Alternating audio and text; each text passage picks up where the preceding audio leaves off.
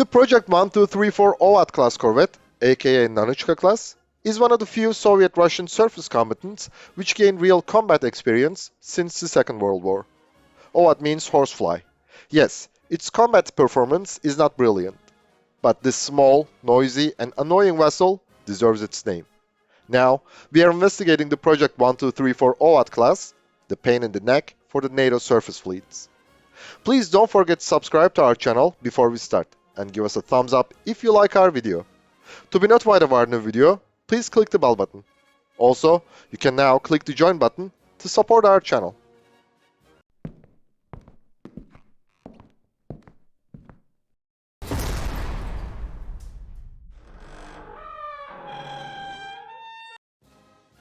Designated by the Russians as a small missile ship, the Project 1, 2, 3, 4 class disturbed the free world sea lines and surface fleets for the last 20 years of the First Cold War. It took part in the first naval battle of Russia after the Second World War. These ships were always among the primary targets for the Western navies. The Nanuchka class is the offspring of the Soviet naval doctrine in the 1950s. Against NATO's overwhelming surface fleet, the only chance for the USSR was to embrace good old jeune école.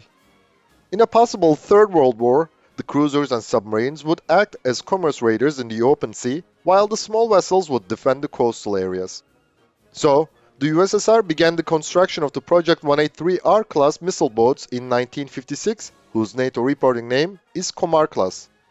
4 years later, the Project 205 class, whose NATO reporting name is Osa-class, became operational.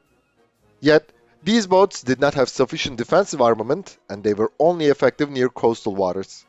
Also, neither Komar-class nor Osa-class was suitable for escort missions.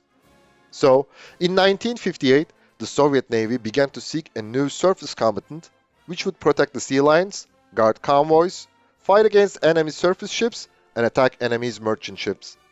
They would also be effective in both the coastal areas and near the ocean zone. 3 different designs came forward to answer this requirement.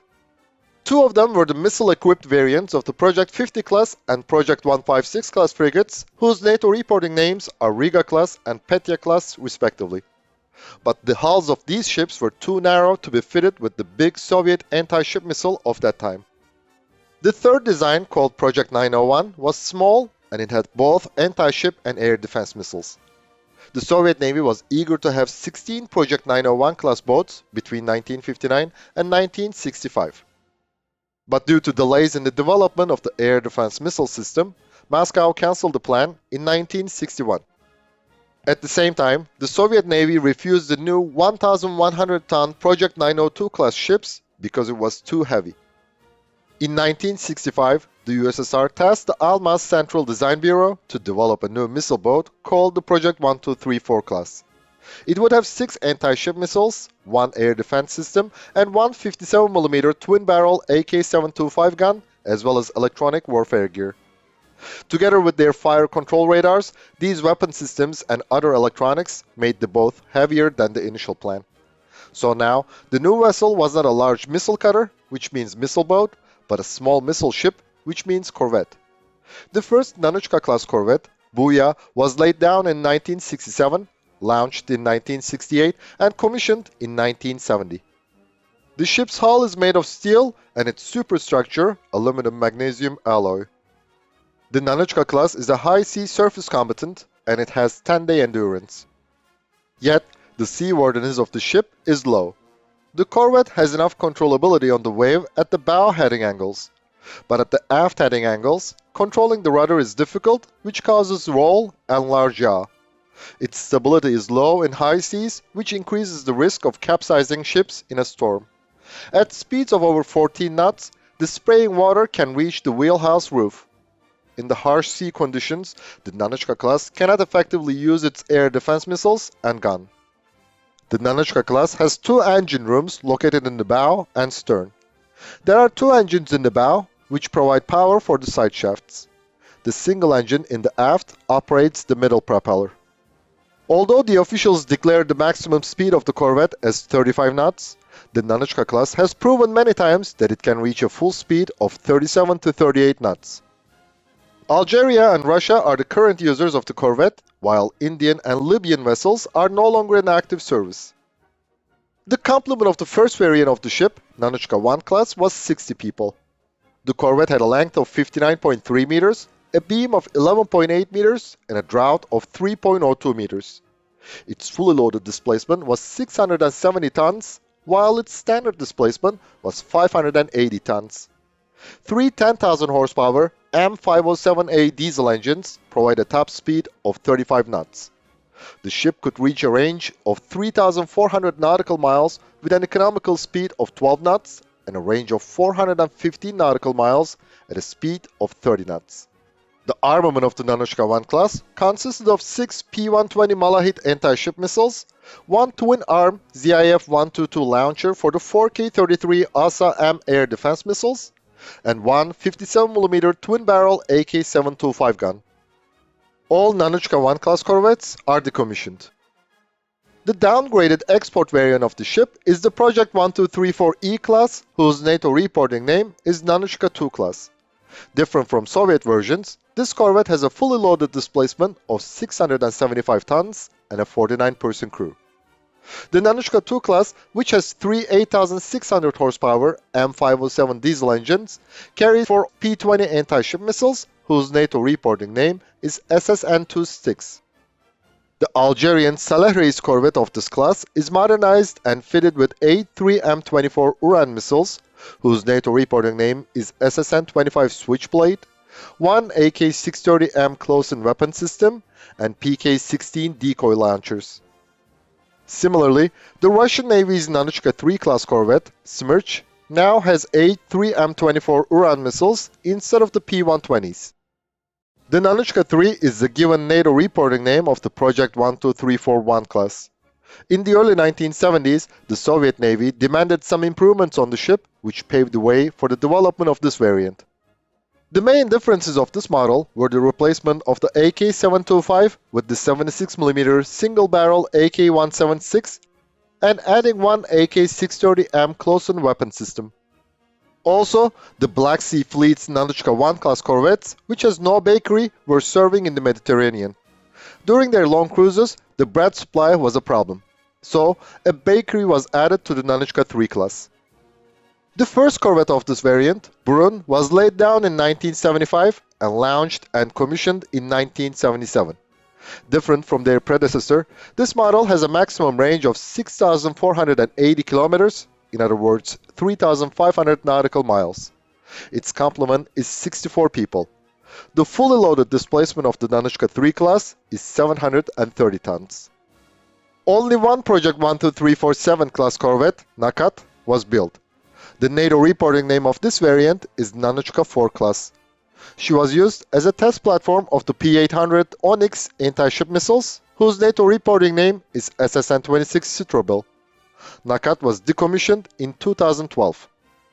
The main armament of the Nanuchka class is the P-120 Malakhit anti-ship missile, whose NATO reporting name is SSN-9 Siren. It can be equipped with an 800 kg high-explosive warhead or a nuclear one.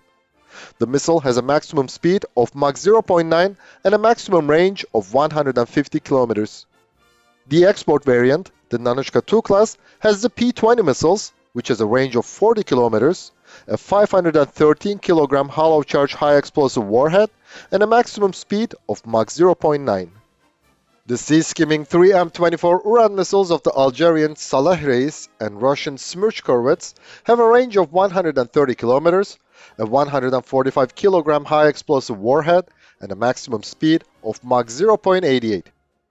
Only Nanuchka IV class Nakat had the P-800 Oniks, which is one of the most feared Russian anti-ship missiles with its speed of Mach 2.6. It can reach a range of 600 kilometers.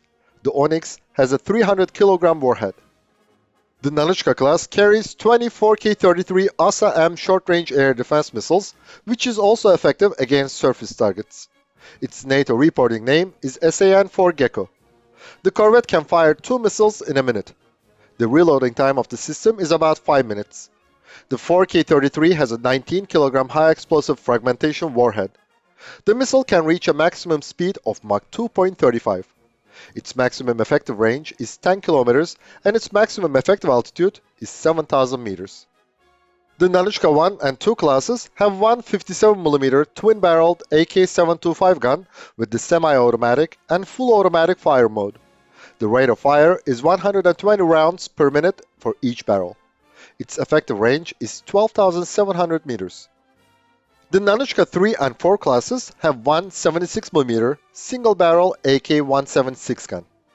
Its effective range is 16,500 meters for surface targets and 7,000 for air targets. There is 75 ready-to-fire ammunition in the magazine, and the gun can fire all of them in one salvo. After a full salvo, it is necessary to wait 20 minutes for cooling. The rate of fire can be set as 30, 60, or 120 rounds per minute. The Nanuchka III and 4 class ships, as well as Algerian Saleh Reis, have one 30mm 6-barrel AK-630M close-in weapon system. It has a rate of fire of 5,000 rounds per minute and an effective range of 5,000 meters. During the First Cold War, the Soviet Nanuchka-class corvettes served for disturbing the big NATO surface fleets. Thanks to their small size and low costs, the USSR built a big number of them. According to the Soviet naval doctrine, these corvettes were spreading to a vast area. Thanks to Tu-95 RC aircraft and Ka-25 helicopters, they had over-horizon attack capability. As we mentioned before, the Nanuchkas had low seaworthiness and the effectiveness of their armament was doubtful. But despite their shortcomings, they still had the potential to cause serious harm. So, like a horsefly, they were annoying. So, the carrier groups of NATO had to distribute their escorts and aircraft to different directions to monitor the Nanuchkas. This was a perfect strategy for the outnumbered Soviet Navy to keep the NATO surface fleet busy. The Soviet Navy service of the Nanuchkas was generally uneventful. After all, the USSR had never experienced a naval battle after the Second World War. Yet, on April 16, 1987, the Nanuchka I class corvette Musun was accidentally destroyed by an RM-15M training target missile during an exercise. But the Russian Navy service of the Nanuchka is different. During the 2008 Russo-Georgian War, Miraz of this class fired her P-120 and Osa-M missiles against Georgian vessels. The result of this event, called the Battle of the Coast of Abkhazia, is still controversial. The Russian claim that Miraz managed to sink some Georgian vessels in the open sea, including missile boats Tbilisi and Dioskuria. But there is video footage of these boats being destroyed by Russian ground troops in the port of Poti. The Ukrainian sources claim that Miraz unsuccessfully attacked the Moldovan flag MV Lotas I, not the Georgian boats. Still, this Nanuchka-class corvette has become the first Russian surface combatant which fired her missiles in anger since the Second World War. In 1986, in the Gulf of Sidra, the US A-6E intruders sunk Ain Zaki and heavily damaged Ain al-Ghazala. Ain al-Ghazala was repaired and returned to service, but later she was decommissioned. During the 2011 military intervention in Libya, the British aircraft sunk Ain Zahara in Misrata. The last remaining Libyan Nanuchka, Tariq ibn Ziyad, was the victim of the attack of an Islamist group in 2014. 2 of 3 decommissioned Indian Nanuchkas, INS Sinhudurg and INS Hosadurg, were sunk as targets. Over 50 years, the Nanuchka class has been among the primary targets of many Western navies. They have watched these corvettes carefully. And when the time came, the Western powers did not hesitate to make the first attack to prevent this horsefly bite them. Even though the reports about its combat success are doubtful, the Nanuchka class has deserved to be a naval legend. Thanks for watching our video. And please don't forget to subscribe to our channel and give us a thumbs up if you liked our video. To be notified of our new videos, please click the bell button. Also, you can now click the join button to support our channel.